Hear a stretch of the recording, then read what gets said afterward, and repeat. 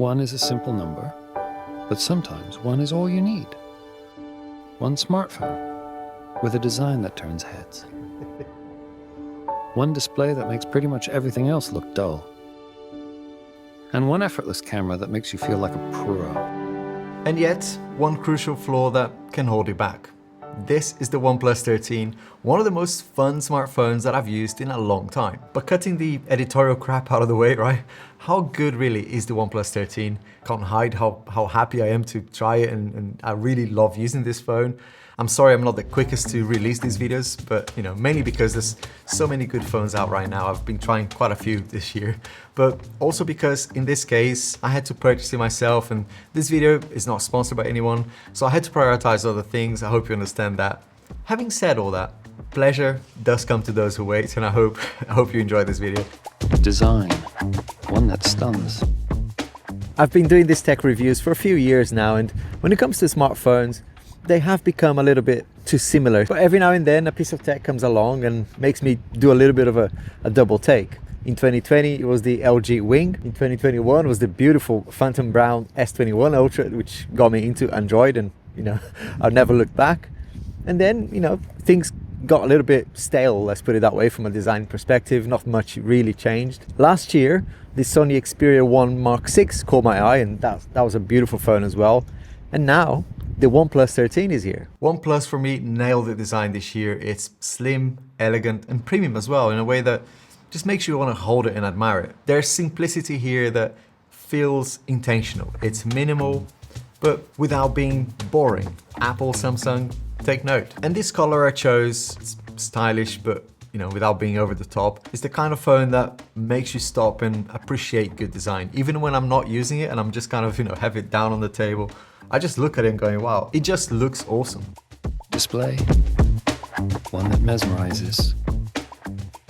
Now let's talk about this display, which is stunning. Spec-wise, is a 6.8-inch AMOLED panel, pushing a 3168 by 1440 resolution with 800 nits typical, but up to 4500 nits of peak brightness, and supporting 10-bit color depth. Now, here's the thing, right?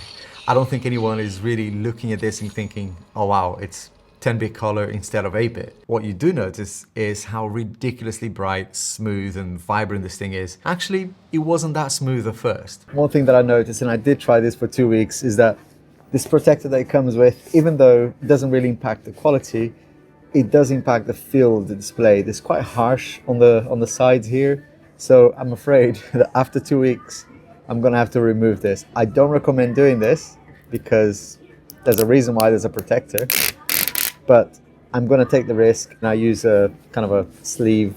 I'll leave a link to this as well if you like. It's a nice little protective sleeve with some felt inside. To be honest, it didn't feel like I was unlocking a whole new level of clarity after removing the protector, but it sure made it feel like much better to use. If you look after your phone and you don't really put it in a bag with keys and things like that, it's so much better without the protector. Camera, one that is effortless.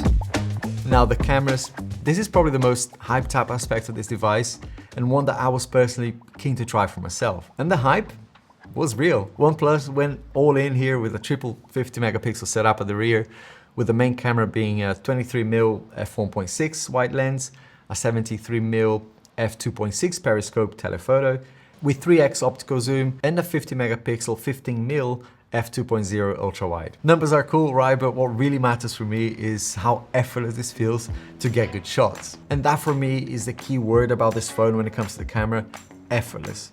At first it was quite funny. The shutter noise is super loud. You've gotta be careful if you're trying to be discreet in public, but that aside, the shots are stunning really. I love the different guides that OnePlus added to the app to help you with the framing. Really nice touch. And the kind of the watermark features as well. I think they add to the picture as well. They make you appreciate the picture. Of course, it's great for the brand to kind of, to see that when you publish it online with the framing in and the logos or whatever.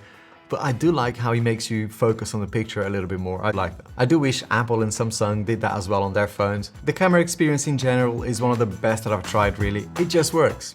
It works seamlessly together. What I mean is that it's very rare for me to need to go into kind of, the pro mode and spend any time tweaking settings. Just point, shoot, and for many situations, you're good to go. It's almost like OnePlus really thought about this. It's all part of the plan. It feels natural, and the resulting images have a crisp, very balanced look to them as well.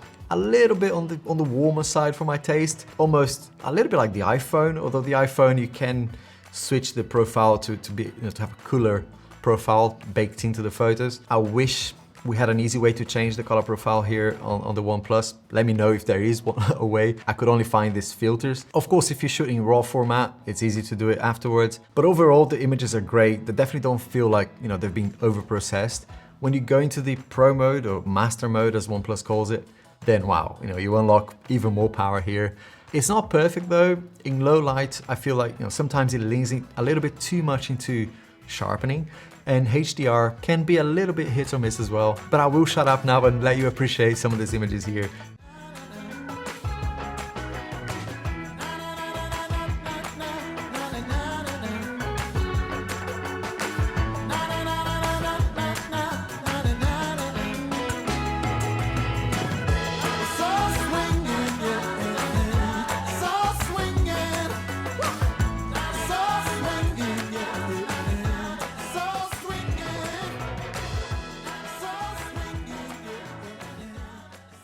Video quality, one that is almost perfect. Video quality is excellent for the most part, but I did find a couple of quirks here as well. The main one is autofocus.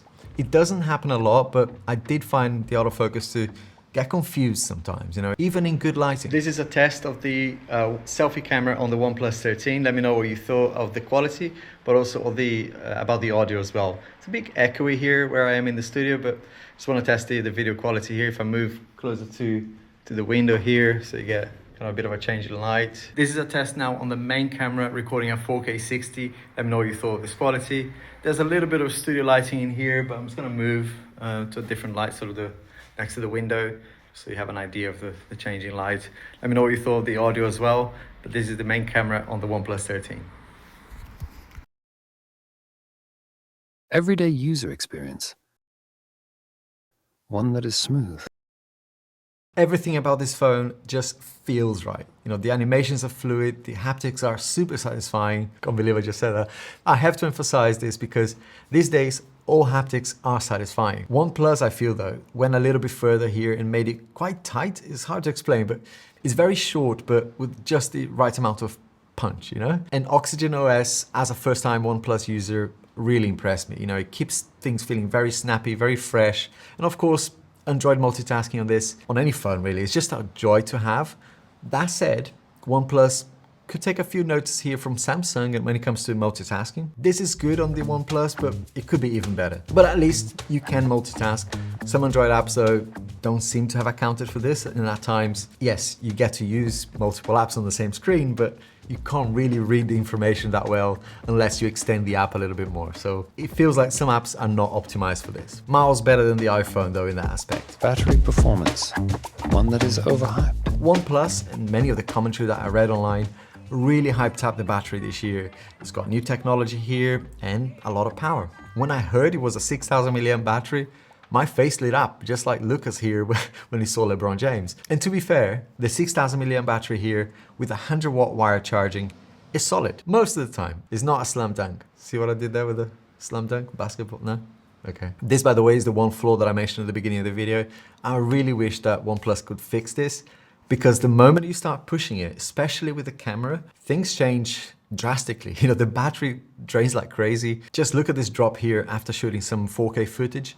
It was fine all day until I started shooting those 4K clips, 4K 60 to be exact. At first, I didn't want to sound sensationalist and post online, oh my God, no, this is crap. I did think that maybe it was a one-off. I was outside all day in the cold.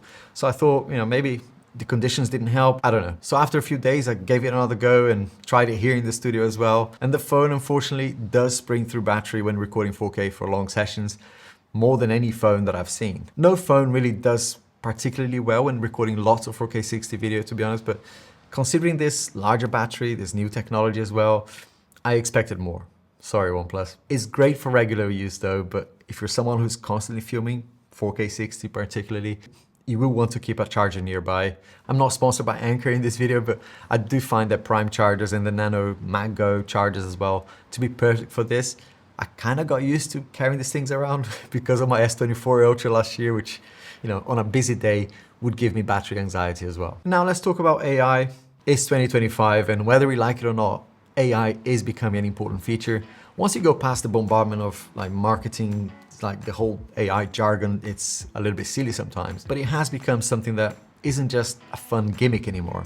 It's now mature enough in any phones like Honor, Samsung, of course, and there are features out there that are actually helpful to have. Most flagships will have AI built in, and it will eventually, at least I think, be how we interact with our devices, not just phones, but with anything. So is the OnePlus 13 the one for you? If you want a sleek design, I mean, it does look the part, right? A stunning display and an effortless camera experience, this phone does deliver in all of those. It's genuinely really fun to use as well. I haven't tried their earbuds and the watch as well, which by the way, looks great. Honestly, I just love how many decent choices we've got right now in the Android world, and considering how much the OnePlus 13 costs right now, this is gonna be up there for me in 2025, like one of the best this year. But let me know what you think as well, and nice one, OnePlus.